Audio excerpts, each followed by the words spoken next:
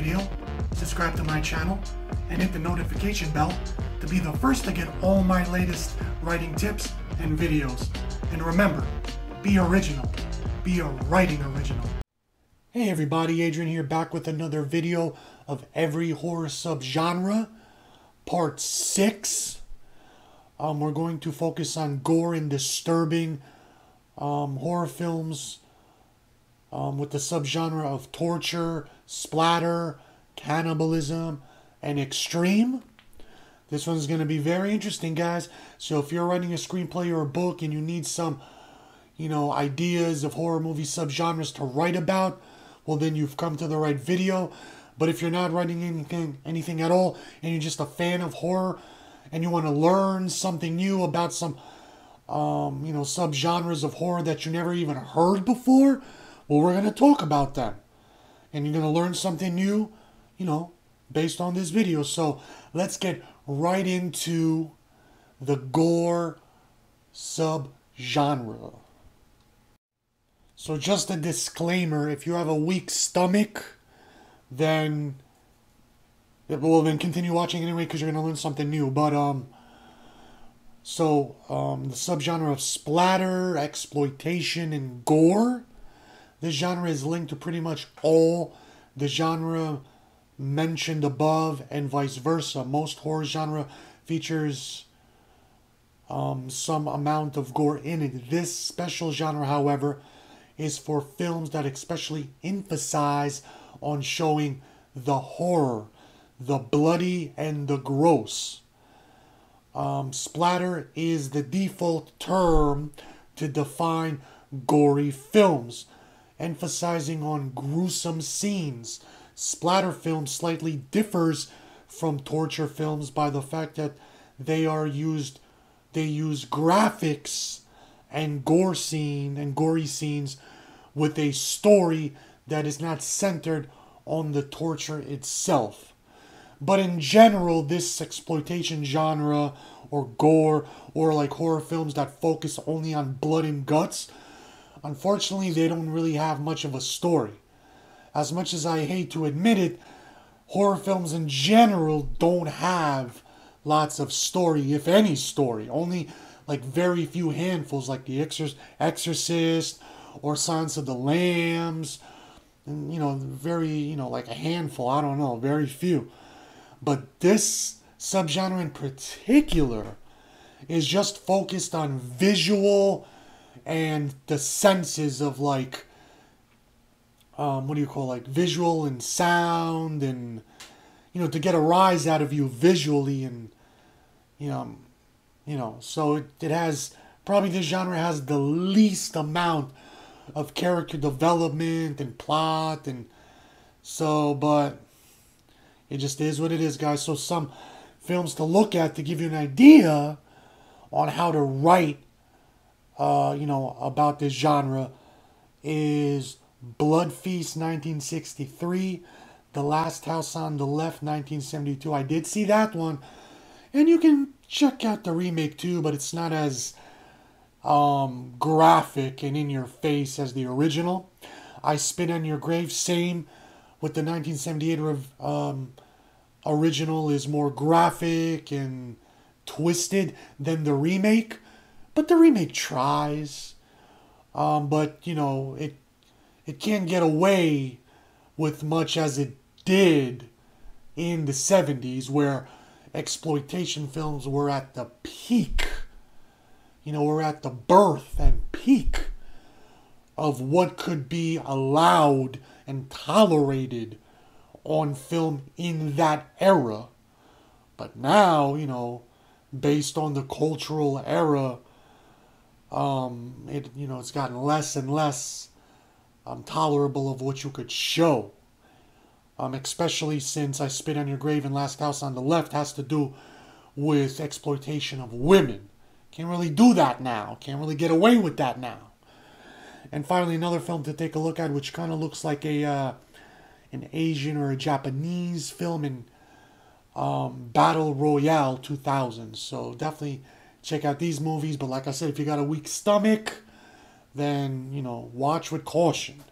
But that's the fun part about horror movies, is trying to see how far you could, go with the line you could cross, the envelope you could push. So that's the fun part about horror films. I love being scared and also to see how far I could, see what I can unsee. So let's continue. So now this subgenre, torture, is a real popular one. It does have some story because you're trying to figure out like why the villain is torturing his victims. So at least there's some story and not just like, hacking and slashing and torturing just for, torture's sake. But so strongly related to the previous subgenre, the torture films actually focus their story on the torture itself, whether it has a goal like in Saw or Martyrs, or for pure pleasure, Hostel and Guinea Pig, and even they had some story. These films often relate the story of mad people and the poor innocents that meet them. So some films to take a look at. Another Japanese horror film, Guinea Pig 1 and 2, 1985. Also known as The Devil's Experiment. You could also check out Saw 2004. And once that film came out, that's when the torture genre exploded. And then ever since then, like more films were coming out just strictly dealing with torture. I just remember The Collector, which was a ripoff of Saw. But then the year later, Hostel 2005 came out. And that like got even more popular after that. Let's see. Also, Martyrs 2008. I think that's a foreign film. It's a slow burn. Like the first opening scene, it's like it packs a punch. It's like so graphic and disturbing. You're like, wow. So that gets you like hooked. But then the middle, it's like a slow burn. But then at the end, you're like, oh my God, what the hell did I just witness? So definitely check that out. Another film, I guess that could be considered torture, is The Human Centipede that came out on Netflix. And that kind of like, like an independent film. And that was like the talk of the town. And, that helped with the torture genre take off. So I consider that like torture in a way. So definitely check them movies out, okay? Okay, so just when you thought torture, couldn't get more graphic, now we got the subgenre of extreme horror movies. Now, what's the difference? This subgenre classifies these movies that go further than torture and splatter, which is kind of hard to imagine, and that really makes a point of showing the most disgusting and sick things that can exist. This subgenre often treats of themes such as rape, necrophilia, and coprophilia. I don't even want to look up of what that means. And there's another type of philia that they touch on, which I don't want to mention, but some movies you could take a look at to give you an idea of the more, specific extreme subgenre is Sallow 1976. I never saw it, but based on the cover, I can get an idea about what it has to do with. Necromantic 1987. I saw parts of this film, and your discretion is advised. Like, there's some touchy subjects that, some viewers might not, agree with, but it definitely has a curiosity factor. I saw parts of that film, so just be careful. Also, check out Dead Girl 2008. I never saw it, but I can only assume what's, it is about. And a Serbian film, 2010. A friend of mine recommended it for me, not knowing what it was about. He didn't tell me what it was about. So I went watching into it blind. And oh my God, there's a certain type of philia that is in there. So just be careful. Also, another film that off the top of my head is Philosophy of a Knife. You should check that out. That's a lot of extreme stuff there. So, like I said, if you want, check these movies out, but your discretion is advised. But, in research, in doing research for, like, whatever it is you're writing, then definitely take a look at these genres. And finally, we're going to finish off the gore and disturbing genre with the subgenre of cannibalism. So, cannibalism is one of the favorite themes of the exploitation / extreme cinema.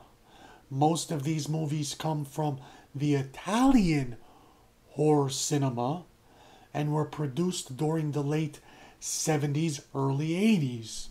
They always include extreme violence and cruelty, including the killing of real animals. Now that I don't like. Like, I'll watch, movies that have this type of subgenre in it, but when it comes to the parts of animal torture or killing like real animals in the film, that I try to look away or cover my ears or just fast forward, because that I just don't like. Just a preference that I do not want to witness. So, but some films you could take a look at if you got the stomach for it. Man from Deep River, 1973. Last Cannibal World, 1977. Cannibal Holocaust, 1980, which I did see. And, to be honest, I don't know what is real and what is not in that film.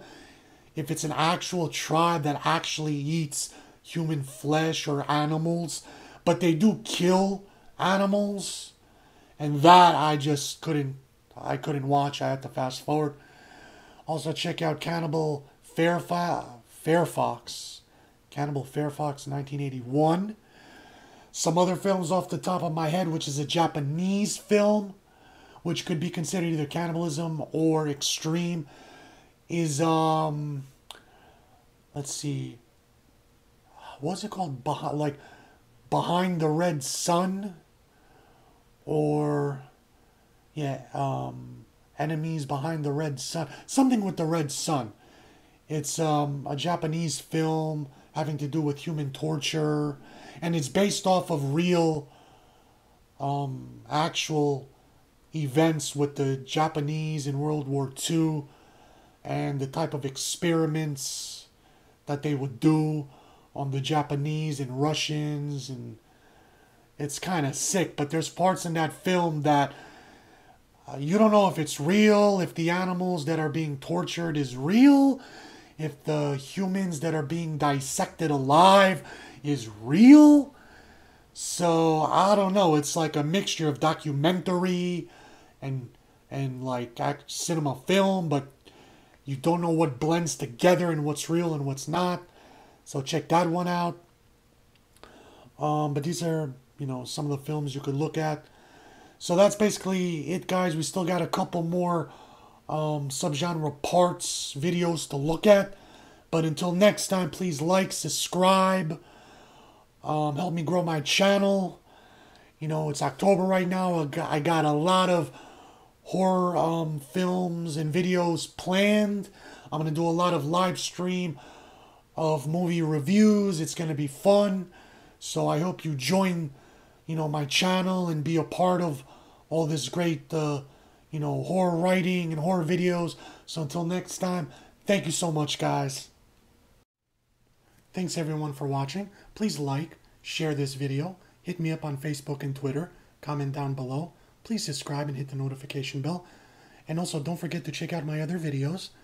And until next time, remember my motto, where story comes first.